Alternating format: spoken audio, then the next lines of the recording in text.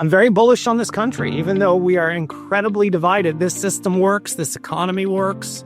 It's got a lot of problems, but America's not the one to bet against. Always comes back, always improving. I'm honestly optimistic about my hometown and seeing the Palisades rebuild and people come together. And I already saw 6 houses framing when I drove through last week. And I don't know, it just gave me an incredible feeling like we're so resilient, So it's hard not to be an optimist here. I think also having that sort of immigrant frame of mind, it lasts a generation. They say it doesn't last 2. But I think that knowing how my parents grew up and everything they struggled and had to go through, it kind of sets the tone for me and my worldview of everything that, boy, it'd be a lot worse if we were still in Argentina. It'd be a lot worse if, my parents were still struggling and we didn't have everything we're blessed to have in the United States. Welcome to the Going Big podcast. I'm your host, Kevin Gentry, and this is the place where we celebrate bold moves and big ideas. Each week, I sit down with inspiring leaders, entrepreneurs, and change makers who are making a significant impact in their careers and in their communities. Whether you're looking to level up your leadership, pursue your passion, or just get inspired to take your next big leap, this is where those stories come to life. Now, if you're listening on iTunes, YouTube, or anywhere else you tune into podcasts, be sure to hit that subscribe button so you'll never miss an episode. Now, let's dive in to what it means to truly go big. Well, ladies and gentlemen, our guest today exemplifies the spirit of the Going Big podcast. Alan Smolinisky is the son of immigrant parents from Argentina who taught him to love baseball and to love America as the greatest country on earth. And today, Alan Smolinisky is a highly accomplished investor and entrepreneur and a co-owner of the Los Angeles Dodgers. It's a great American dream story. Alan, to get us started, tell us a little bit about your parents' journey to America, especially your dad, the whole story of him coming from Argentina to arrive here and then ultimately raise you. Absolutely. It's one of my favorite stories to tell. So my father arrived in the United States on October 28th, 1963. He was 17 years old. My dad was born with skin discolorations and hemangiomas across his face and neck. So kind of like bubbles and discoloration. So he was made fun of a lot as a kid and bullied and stared at. And they were born very poor. They were Jewish in a country that is not very friendly to Jews. And he sort of saw the writing on the wall for Argentina that he didn't have a bright future there, no opportunity, a lot of instability. And he had this dream about going to this magical place where you could work hard and have opportunity. And he saw that opportunity when his father's brother, Sam, moved to Los Angeles. So my dad would write Sam letters. Can I come stay with you? I promise I'll work hard, whatever you need. And finally, Sam wrote back and said, okay. So my dad saved up every penny he could and came to the United States. It was his first time outside of Argentina, first time on a plane. And so when he arrived, Uncle Sam told him, well, there's 2 areas that Jews can find work in Los Angeles. And one is clothing, which was called the schmata business. And the other was the jewelry business. So my dad said, well, that's funny. It's the same as in Argentina. Must be some international law. So my dad, on his very first morning, went down to 4th and Spring Street in downtown Los Angeles, got his Social Security card. I have that card framed behind my desk. And started knocking on doors in the garment district looking for work. And by his 3rd or 4th door, he got hired as a janitor for $1.25 an hour. He didn't speak a word of English. He had a 3rd grade education, no skills, no trade, obviously no connections. And he had arrived all by himself the night before. So he started working and he badly wanted to learn English. And he also wanted to feel American, and so he started adopting all the American things. And he said, well, if you're going to be a true American, you have to love baseball. So we started listening to Dodger games as he swept the floors in the garment district and fell in love with Vin Scully's voice. And the way he spoke was very slow, easy to understand. And he sort of called him his English teacher. Since then, I've met, dozens of immigrants that told me they have the exact same story of listening to Vin Scully to learn English. And so he worked his way up. He became the manager of the shipping department. He learned about buttons and zippers. And to be a true American, he thought you have to be an entrepreneur. You have to own your own business. And that was always his dream. So my mother came with her father, mother, and two sisters in 1961, also from Argentina, also very poor. And her father had this idea of, we got to be American. And the best way to be American, you got to see the country. So what we'll do is we'll go to New York, and then we'll get off the boat, and then we'll drive all the way to LA, thinking it was probably a few hours, not really realizing how large the country was. And so it turned into this whole debacle where they run out of money and the car breaks. Now it's tough to know fact from fiction, in many immigrant families of exactly how bad it was. But they arrived in Los Angeles. And so when my parents met, they met at an Argentine club to watch soccer, because soccer is like religion in Argentina. And back then you needed the satellite dish to show the game. And my dad started telling her how bad he wanted to be American, and he was going to start his own business one day, and he was going to make it. And so my mom was an extremely hard worker, saved every penny, still to this day. She probably has her first paycheck. And they used all of her savings from her work and his work to start a very small garment business. And then that business turned out to be successful enough to give my sister and I all the opportunities that they never have. So we got to go to college. Our parents paid 100% of our tuition. We got to grow up in a beautiful neighborhood and have loving parents with us all the time. And so it was the true American dream. Well, we all love those American dream stories and the rags to riches stories. So in this case, it really was rags to riches. Tell us about you. So your parents came in 1961, 1963. Tell us more about you growing up in America. Were you a gifted student, a great student in school? Was that a big predictor of your success? So I was not good in school. I had a lot of problems in school. I was expelled twice before the age of 13. And that's hard to do because I've never tried a drug in my life. I don't drink. I've never tried a cigarette. I've never been in a fight. I don't ditch class. So you're saying, well, how the hell do you get expelled twice if you don't do anything that gets people expelled? But it's actually the same skill set that you use as an entrepreneur. And having the sort of headstrong Argentine blood and being an entrepreneur, I just think I know a better way to do everything. It's very rare that I can see something and go, yeah, that's perfect. I just think, no, you should do it this way. Nah, that's wrong. And so that challenging of authority, the challenging of ideas, always thinking, I don't think you're doing this well. And then having that mouth where I can't keep it to myself, that led to a lot of problems. So it really helps as an entrepreneur to see the world that way. It does not help in a school where you're supposed to sit with your hands still. When you think that way, and your, ADHD didn't really exist back then, but I could be in the textbook for it. So it led to a lot of problems. And it was really tough on my parents because immigrants really want education for their children. And my sister was getting straight A's, went to a top university, top law school, went to a top white shoe law firm. She followed the path of the children of immigrants.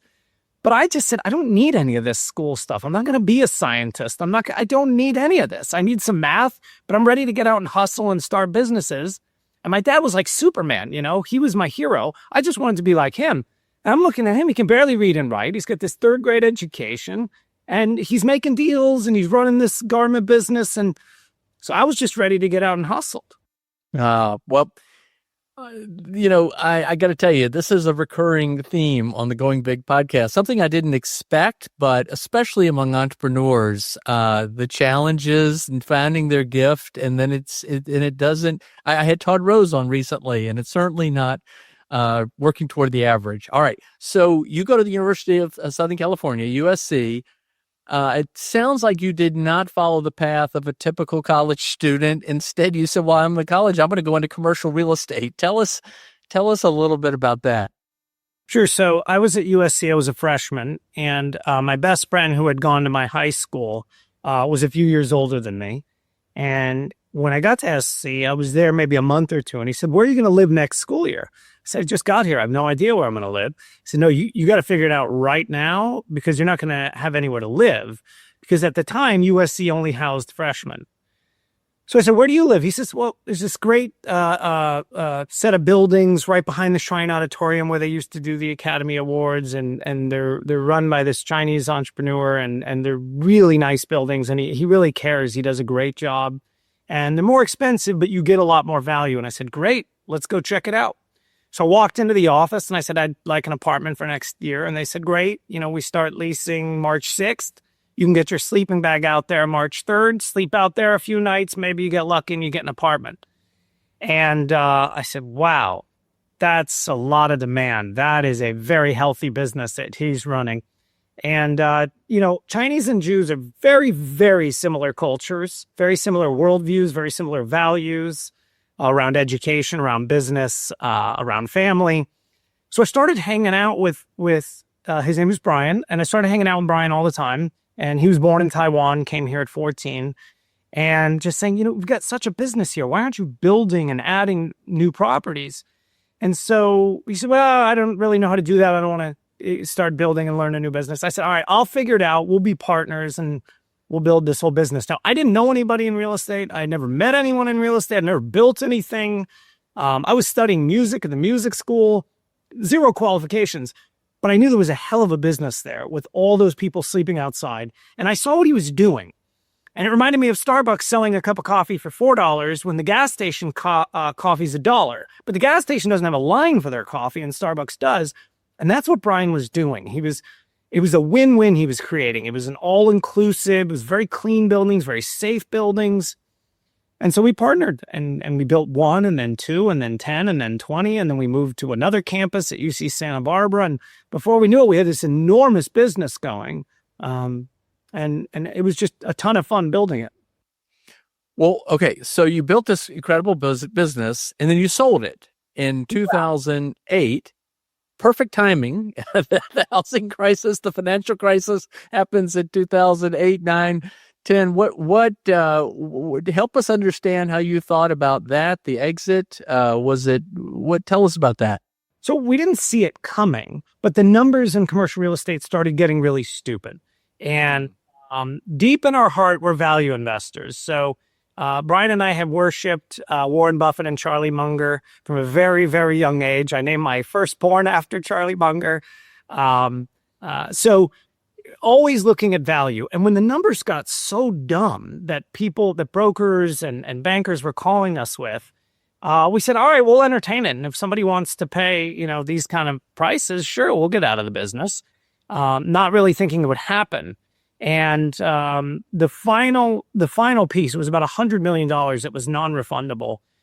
Was received 3 days before Lehman Brothers failed. And in 2008, that was sort of a major event. We didn't see anything coming. We had no idea anything was going on. It was just that these numbers made no sense to stay in the business. So we sold it.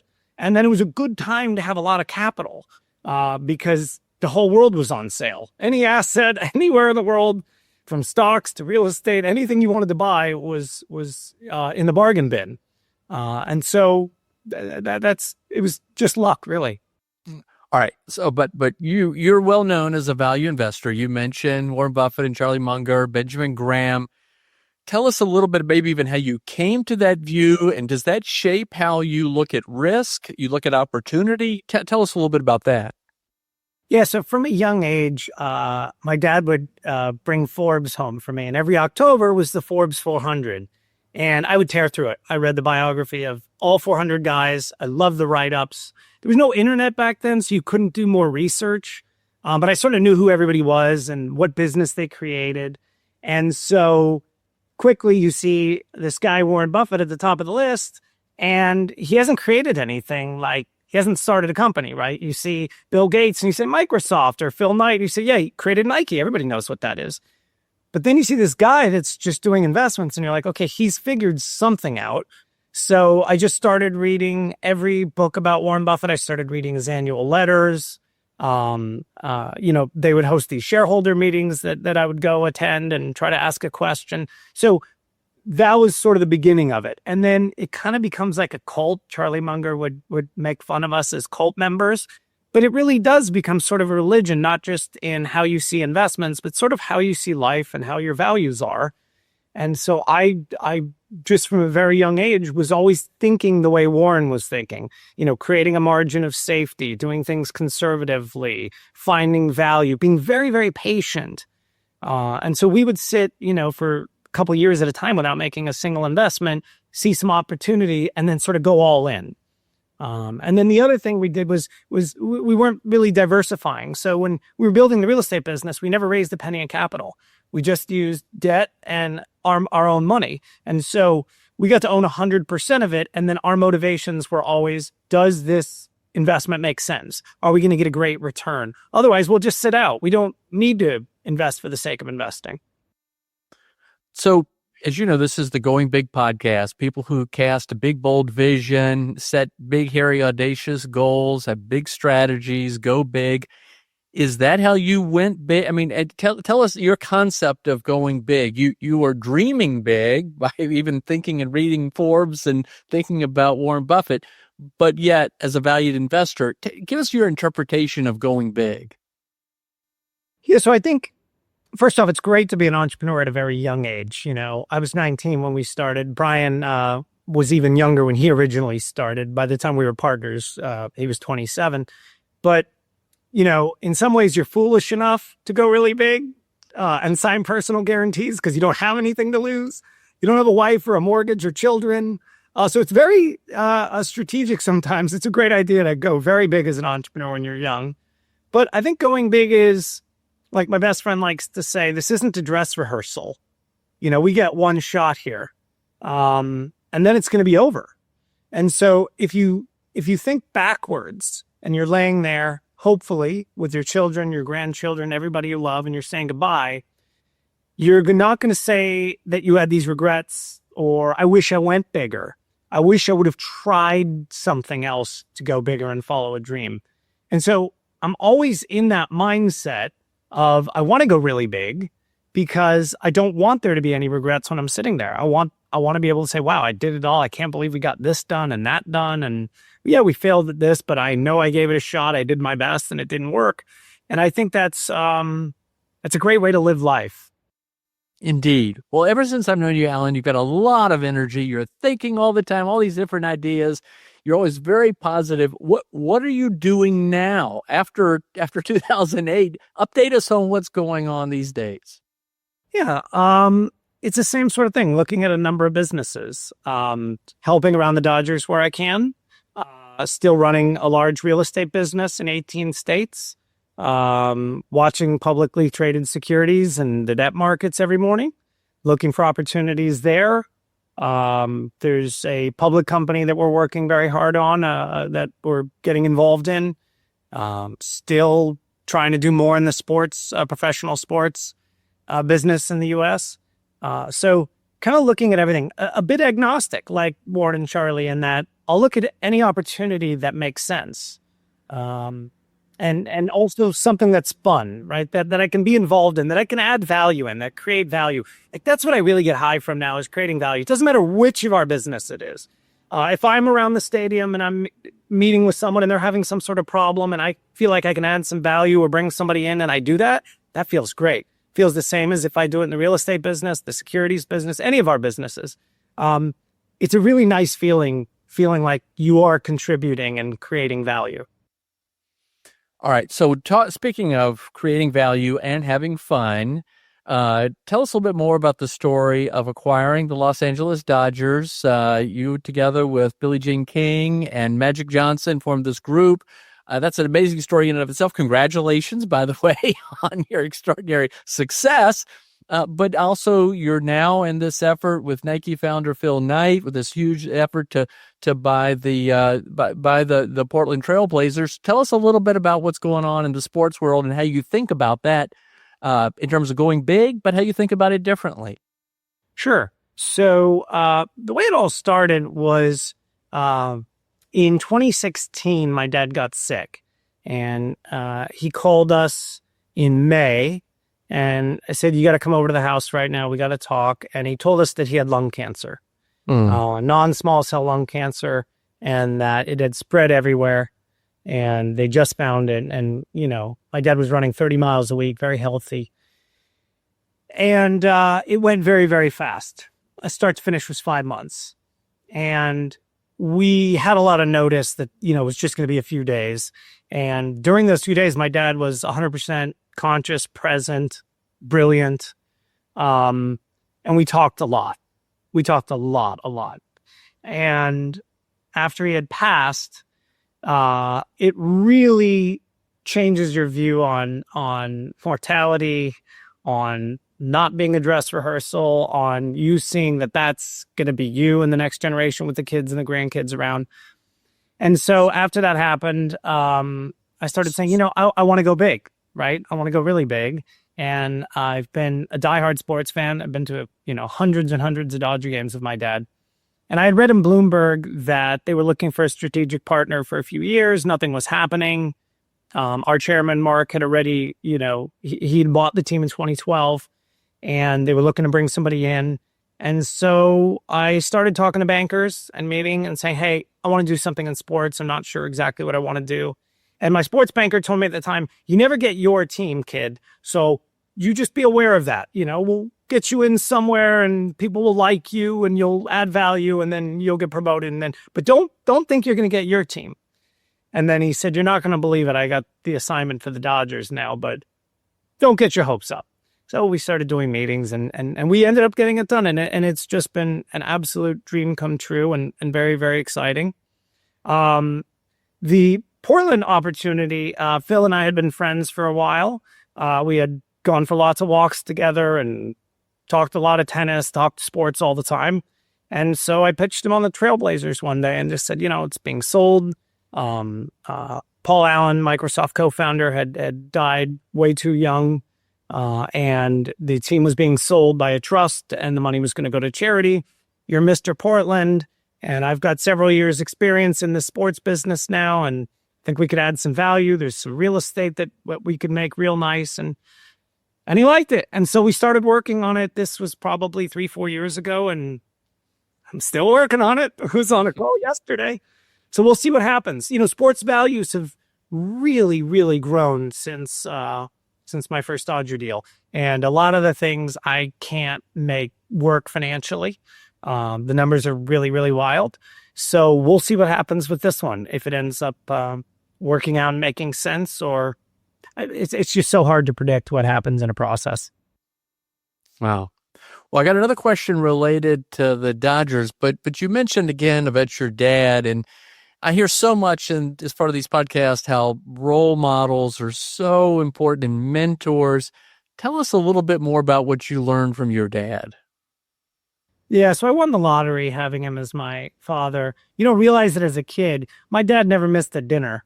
He was home at 6 o'clock at night, every single night for dinner. He would get up at 4 a.m, get his runs in, get to work, get everything done. I don't think he missed any of my baseball games or soccer games anywhere I played. He was the sweetest, kindest teddy bear. He was just everything I strived to be as a dad. And, never had a chip on his shoulder. Everything he would turn positive. So when he was dying, he was talking about everything. And he was talking about all the skin discolorations and all the stuff. And he said, this was a great gift because it made me tough. It made me strong when those kids were making fun of me, when people were staring at me and treating me differently. And I was like, what a way to look at that, And so, but that was everything he was. That was his worldview. When my children were born, they just ran to him. They all wanted to just cuddle with him from day one. He was just so warm and like he knew everybody, right? You'd go to Starbucks, he knew every person that worked there and where they're from and where their family's from. And just kind of the mayor, when there were people fighting over this park in our town and, lawsuits and the whole thing. My dad just went and settled it all. He just went and talked to all the crazies on one side, all the crazies on the other, because he was already out of business by then. And so, he brought everybody together and it took like a year, but he got the whole thing done. So he was that kind of guy.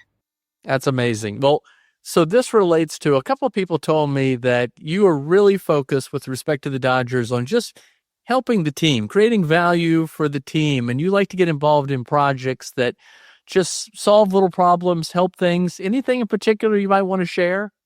I mean, it's not sexy stuff, right? Because I can't add any value to the baseball department. I don't know anything. I show up and have a hot dog and watch the game.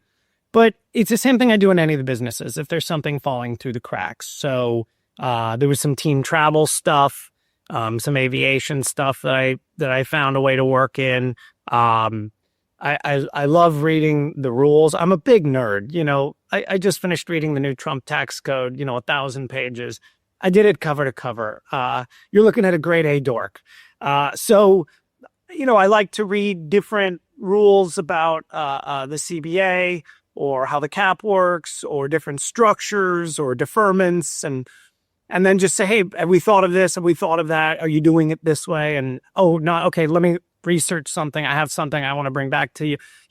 So it's that kind of thing. And it's in small ways, but again, it's a great feeling contributing, especially when things succeed. And a couple of the projects I took on the last couple of years have succeeded and been really great.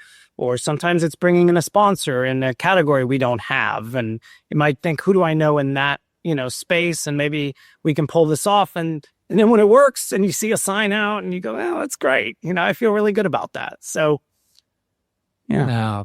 Well, okay. Well, I was going to say, let's switch gears, but not very far. And that is, you and Caroline have a heart for philanthropy and helping others, giving to others.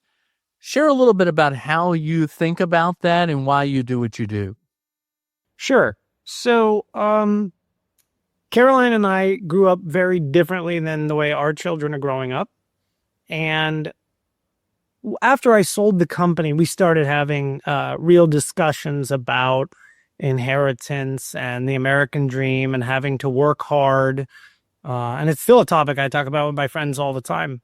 And most people disagree with us and don't like our position. But we are going to give away almost everything. And the children will have U.S. citizenship. They will have all their school and tuition paid for. They will have health care. They will have love and support. They will be ahead of 99% of the people on the planet. But we think the money can go back to society and make huge, huge differences.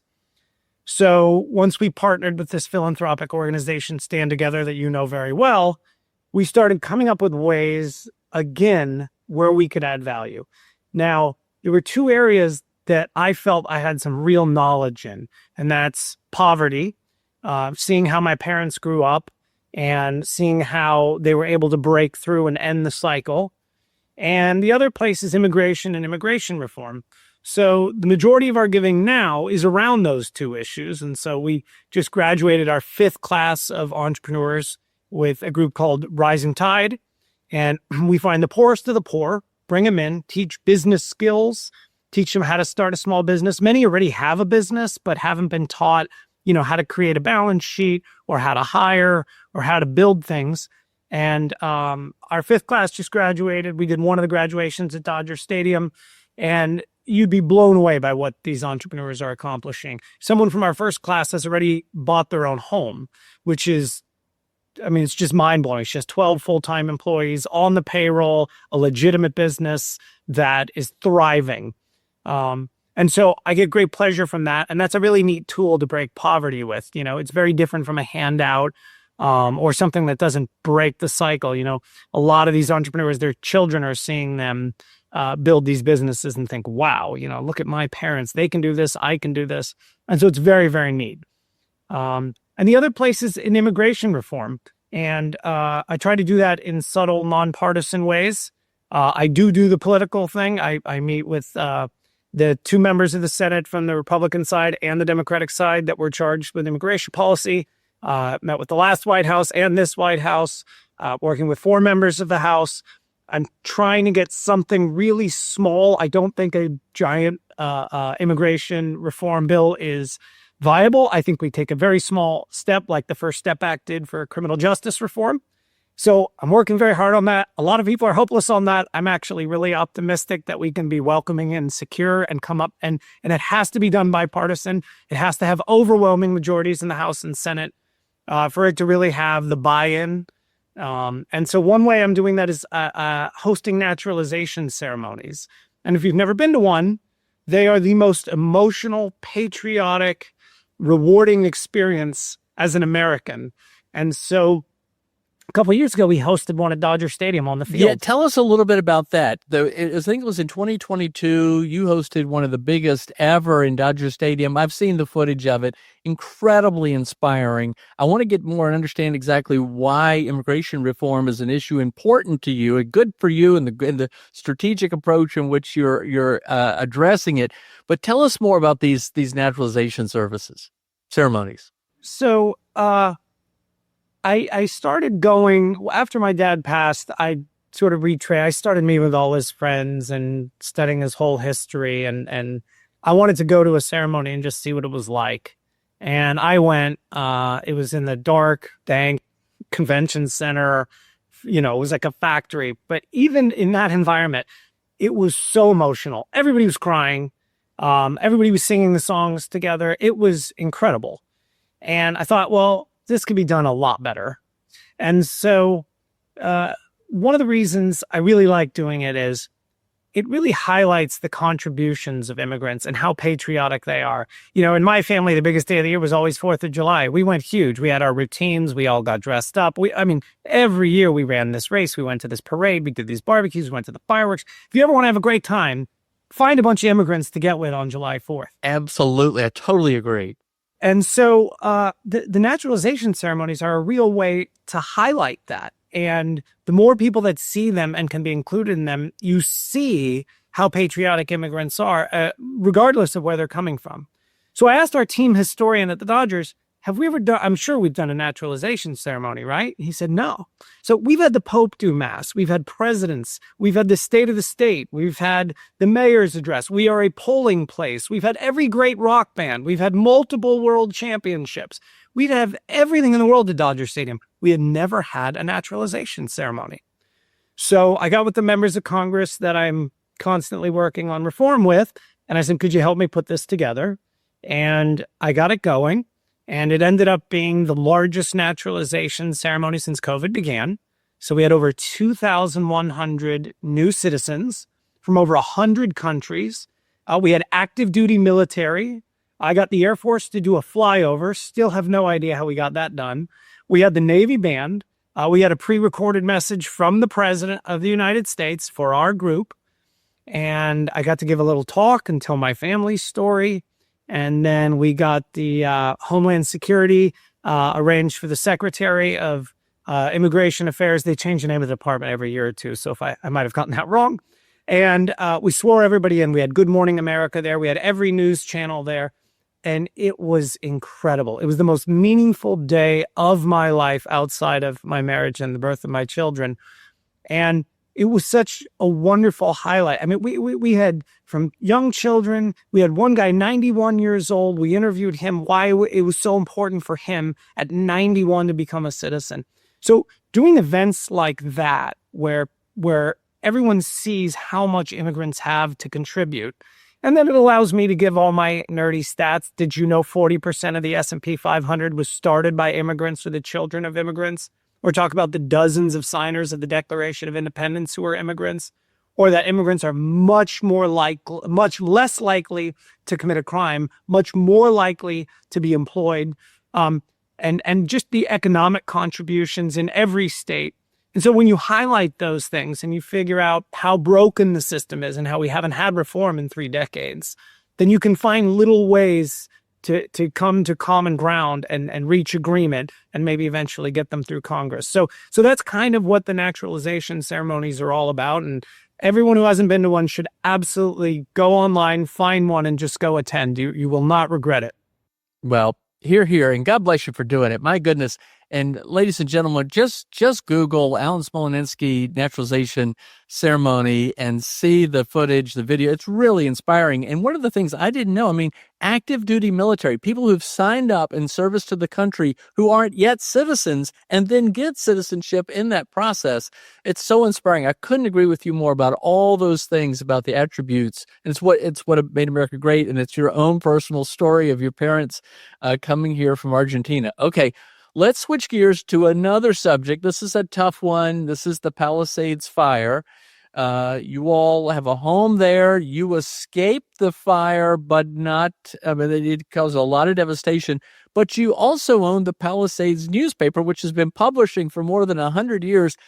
Just tell us a little bit about that experience. You know, the eyes of the nation were kind of glued upon that, but we didn't live it. We didn't experience it. Tell us a little bit about that. Yeah, the devastation is hard to describe. I think the closest thing you could say is Hiroshima. The whole town is leveled. It's gone. We had 7 schools. They're all gone. We had 2 grocery stores. They're gone. The park that my dad taught me how to play baseball, gone. The Domino's Pizza I worked at, my children's schools, it's all gone. And it's not like partially gone. It's all gone. The trees, the street signs. So I was born and raised in the Palisades, lived my whole life there, delivered pizzas for so long. I knew every single street in the Palisades cold. And when I first got back in, I was coming up my parents' street. I made a right and I had no clue where I was. There's no markers. There's no trees. There's no signs. There's no homes. It's just like dirt and rubble. And you look through like 5 blocks that you've never looked through. And you go, what street is this? Where's Sunset? I mean, it was that bad. We had about 15 minutes to get out. I grabbed my parents' naturalization certificates. You don't know what to take, in this digital world. I guess we're lucky that, Right.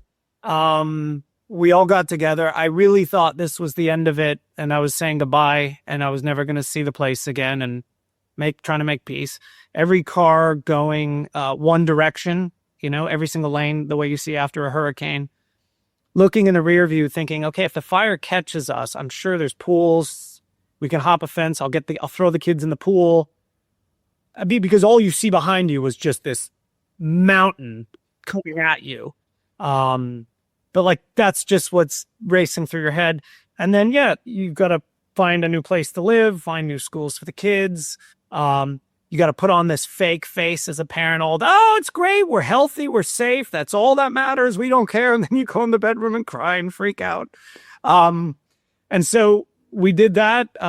2 of the kids ended up at the Boys and Girls Club for a few months, one on a Zoom school, switched schools for one of them. It was really tough. And then what happens is you're putting on that face for your kids for the first couple months and you're not feeling anything because you're just like, got to find the school, got to tell the kids everything's safe and perfect. And then and then it punches you in the face. And we were very blessed that our house stood. I've got no house on 2 sides that burned. So dealing with smoke and ash and all that, but it's so sad seeing this town and owning the newspaper. It's like we've lost the subscribers, we've lost the advertisers, but we've become like this great beacon of hope. Right. Where people are sending in donations. I mean, it's a print newspaper. It loses money every month. It's the most fun I've ever had losing money.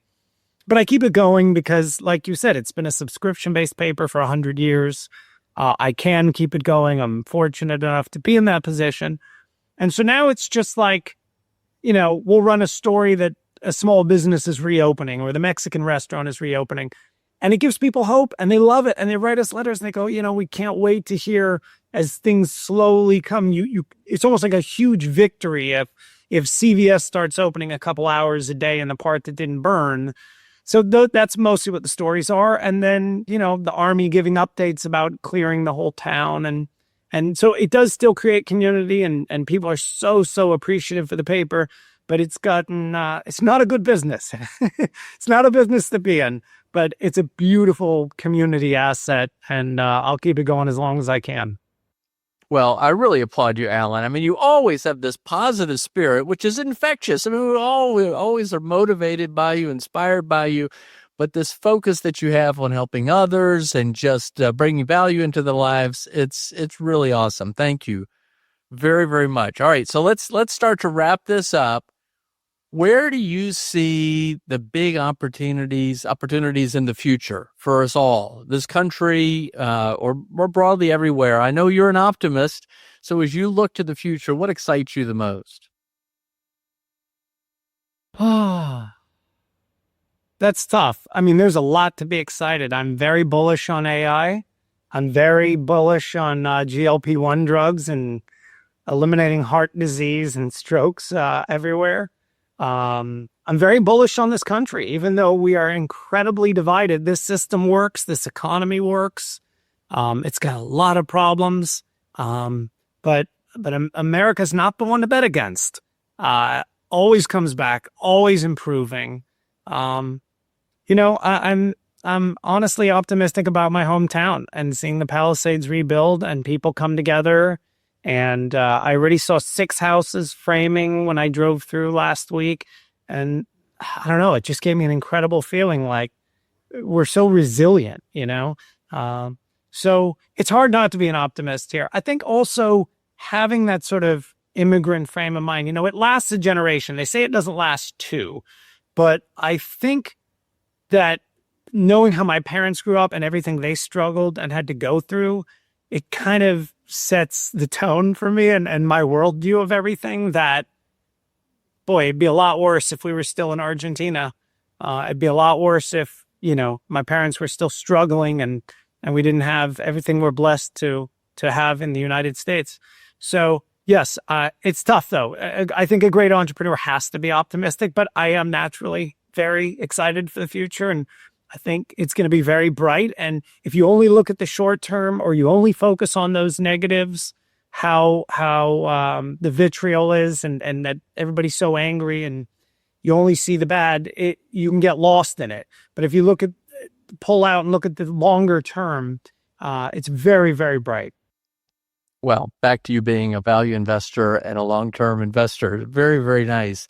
All right, some more wrap-up questions. Alan, you're still a young man, but considering a younger version of yourself, what would you tell that younger version, based on what you now know today, that you might have done differently? Maybe back when you were at USC or in high or growing up, getting kicked out of school, whatever it might be. Yeah, 100%. I did things in my 20s that, you start having success at a young age. You've seen a lot of this in Silicon Valley. And I think when you have success at a young age, you tend to start believing that you're extraordinary, you're so brilliant, you know all, and you behave differently. And I think that's kind of the process of life. As you get older, you attain more wisdom and you sort of start seeing that things align for me. If I had met Brian in any time other than the 90s, the worst real estate crash in the history of the country, would the business have worked? Probably not. If the banks weren't lending at the time, the way they hadn't been lending, the way I was able to, maneuver and get it done, the way I had my parents to believe in me and that I was born in a 2-parent household, that we were not in poverty. There was plenty of food. The neighborhood was safe. They loved me unconditionally. The fact that we were all healthy for so long, I think I would tell that kid, there's a lot of luck involved, act a little differently, because I think I was kind of arrogant, when we had all that success in the business, and things are so different now. Now everything is, very. You consider all sides, even when something's heated. You go, well, maybe they're right. I don't think those were ever words I said in my 20s or 30s. Maybe he's right. No, I'm right. And then also doing all the philanthropy and all the stuff that you and I met through Kevin at Stand Together, it's incredibly humbling. And you realize how blessed you are. And then you sort of have this idea of gratitude much more than I did this. You start realizing everybody around you that contributes to build something and accomplish something great. Very nice. All right. So for an aspiring entrepreneur, wherever they might be in the world, the United States certainly, what advice would you give to them about taking risks, making small experiments, and going big? Yeah, I think entrepreneurs today have a huge advantage we didn't have back then. And that's YouTube and Wikipedia, and you can get incredible amounts of information. So you've got to learn everything. You've got to be a total pervert in your area and know every single thing in that specific niche. Then you have to be willing to go big, and you have to be willing to put everything out there and try as hard as you can. Another thing I think entrepreneurs should do, and I was so blessed to have this, is you got to reach out to people that have had success in that field and try to meet with them after you've done all the research. Don't show up to a meeting not knowing exactly who they are and what they've accomplished.